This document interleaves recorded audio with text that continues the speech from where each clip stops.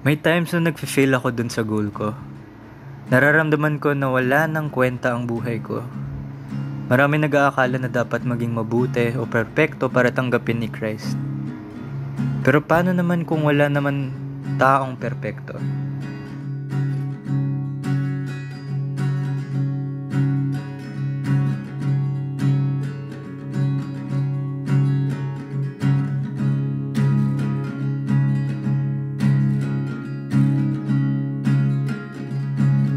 May panahon pang magbago,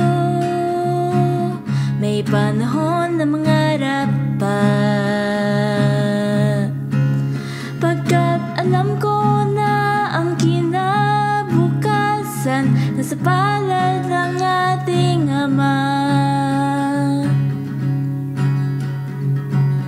May panahon na magmahal at talikuran ng dating galaw, para ipakita na ang puso ng Diyos ay tayo'y minamahal.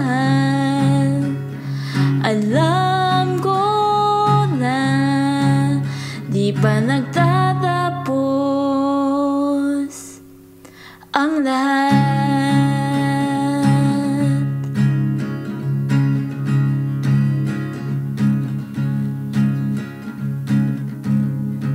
But I realized na sinabi sa akin ni Christ na di ko naman kailangan yun. Di required yun para tanggapin ako ni Christ. Kumbaga, sapat na sa akin yung ginagawa ko yung best ko.